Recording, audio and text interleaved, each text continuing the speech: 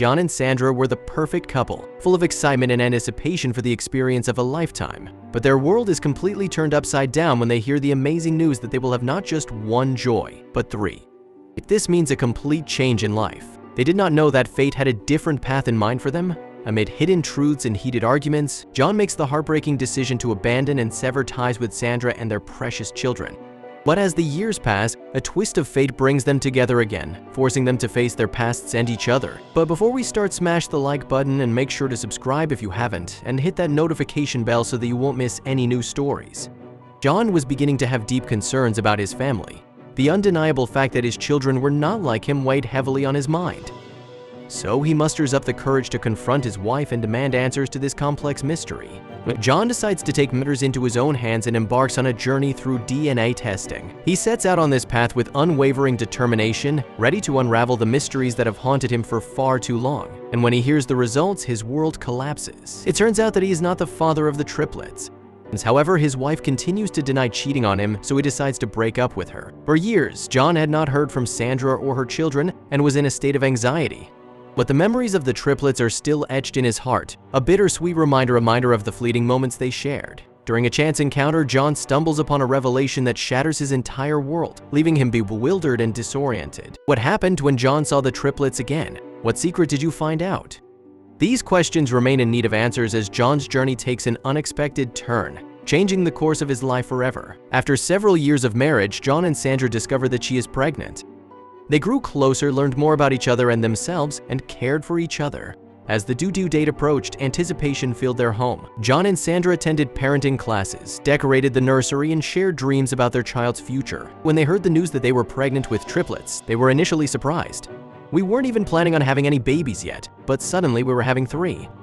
Little did they know, the triplets' impending arrival would set the stage for a transformative journey. During their pregnancy, they transformed an unused room in their home into a charming nursery. It was fun picking out amazing furniture and acquiring a variety of adorable clothing and essentials. And 9 months passed unnoticed until one fateful day, when Sandra's water unexpectedly broke and John rushed her to the hospital. And miraculously, on the same day, 3 beautiful babies were born, each of them in perfect health. The new parents were in the process of adjusting to their newfound life while living under one roof with their triplets. But John began to realize something he couldn't ignore.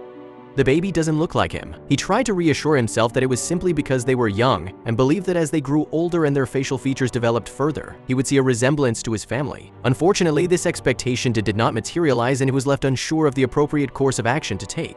One night, after putting the baby to bed, John sat next to Sandra and asked to talk. He went on to explain the thoughts that were occupying his mind. Once he finished speaking, they sat there in complete silence for a few seconds, and he wasn't sure how she would react. As they navigated this difficult dialogue, an unspoken understanding grew between them.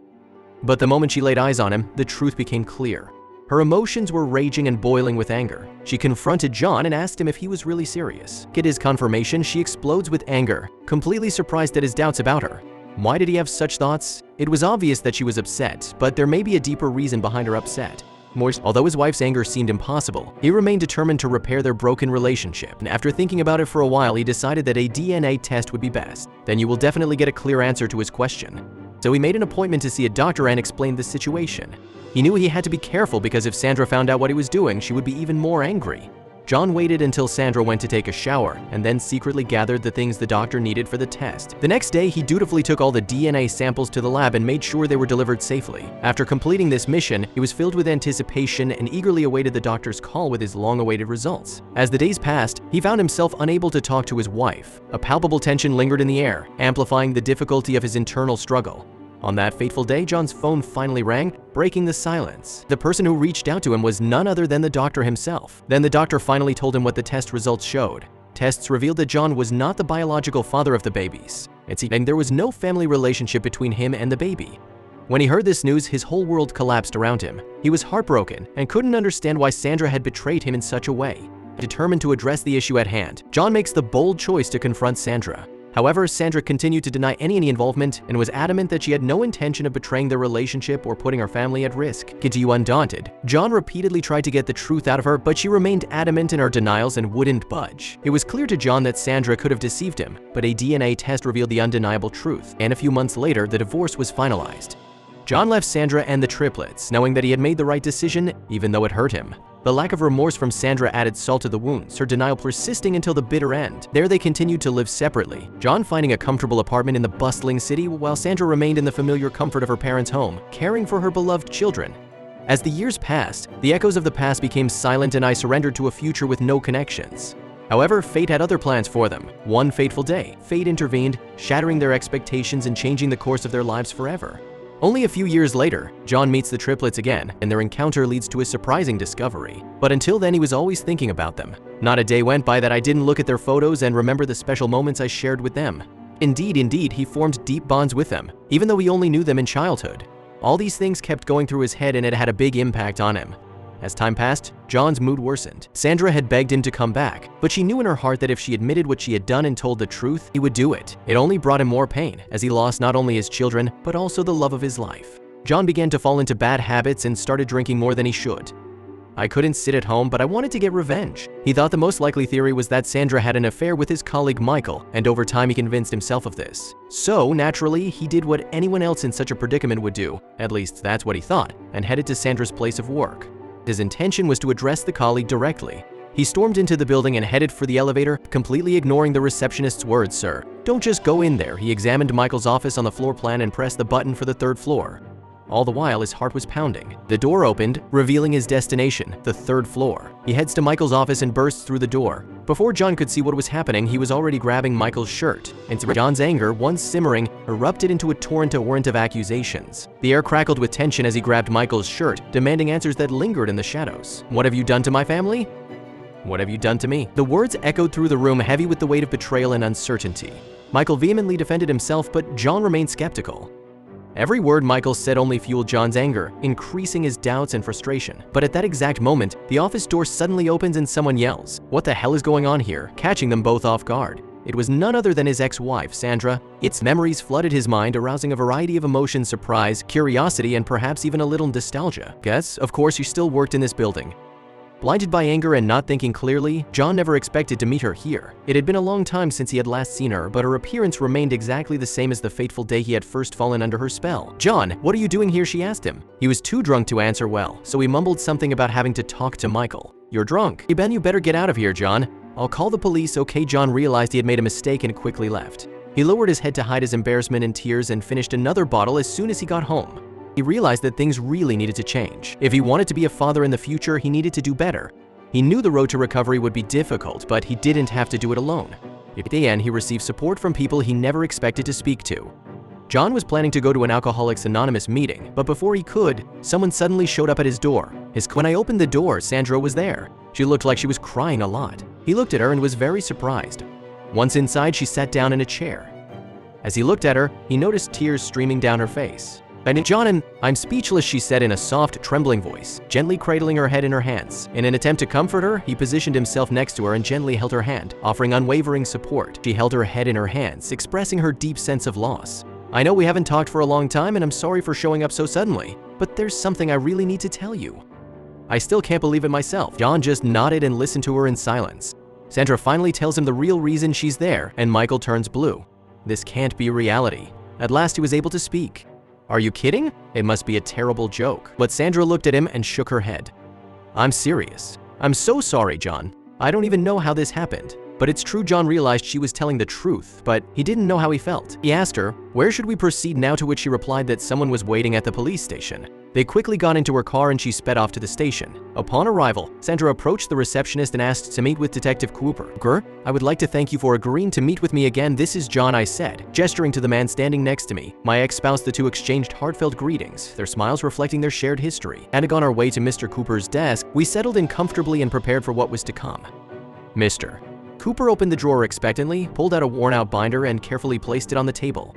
"Look, here it is," he announced excitedly. A binder filled with memories and stories holds the key to unlocking a treasure trove of precious moments. Sandra said to John as she opened the folder and looked inside. "I wanted to do this with you," he nodded, and she pulled something out of the folder. All the photos were of people who seemed oblivious to the fact that they were being photographed. Why was she showing him this? Who were these people, and why was this so important to her? But as John looked at more photos, he noticed something. And once I saw it, I could never see it again. He gasped and put his hand in front of his mouth. How he wanted to ask so many questions, but he couldn't finish any of them. Sandra gently held John's hand, and as she acknowledged the gravity of the situation, John's emotions flooded out and tears streamed down his face. Overwhelmed by the situation, he expressed concern and questioned their next course of action. How can I overcome this predicament? Is it wise to approach them directly and reveal the truth, he asked, seeking guidance. Sandra wasn't sure herself and answered honestly, I don't know the answer. That's why I brought you here to work on this challenge with me. After I found out the truth, I contacted Mr. Cooper and asked him to track them down. I wanted to see what they were doing before I did something irreversible, and I thought it would be a relief to see the photos. I still don't know what to do. With tears in her eyes, she finally looked up to John and said, "At least you know I've been honest with you all along." At that moment, she felt a sense of empathy. Sandra was once again faced with a surprising fact. After John's DNA test came back negative, she persistently urged him to take another test. Reluctantly, he complied, only to receive yet another negative result. When John heard the news, he was furious and abruptly ended their relationship. However, in minutes, Sandra remained confused and unable to understand the nature of the situation. She speculated that there may have been an error in the lab or an accident during the testing process. Despite this, their relationship had already begun to crumble, and John had deep doubts about her. As a result, Sandra made the difficult decision to release her grip on the matter, but as the years passed, doubts began to grow within her again. As the years passed, Sandra began to notice something odd about the triplets. They didn't just look like John, he didn't look like her either. This realization corroded her thinking and forced her to reveal the truth. Determined to uncover the mystery, she conducted another DNA test, this time using her own genetic material. Sandra finally realized the truth when she saw the test results. To confirm her suspicions, she enlisted the help of Mr. Cooper's.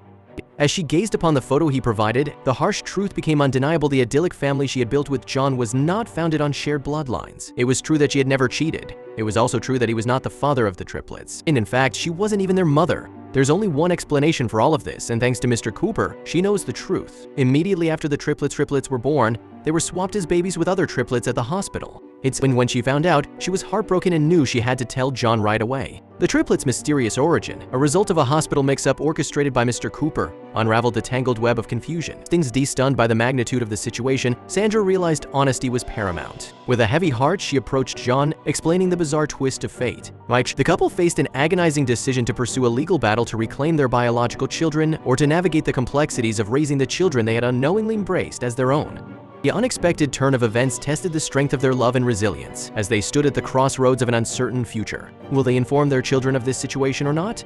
They deserve to be informed, but how beneficial will it be to them? To simplify this decision, Sandra asked Mr. Cooper to locate the triplets. She wanted to know their appearance and health. The triplets resembled both Sandra and John and were quite entertaining to watch. The two gradually mend their relationship and work toward a mutually agreed-upon solution to either reveal the truth to their beloved triplets or protect them from harsh reality. The most important element of all was to restore their unity. They solemnly promised to join hands to face this difficult situation. They were determined to overcome any hurdles that might come their way, thus reinforcing their unwavering devotion to each other.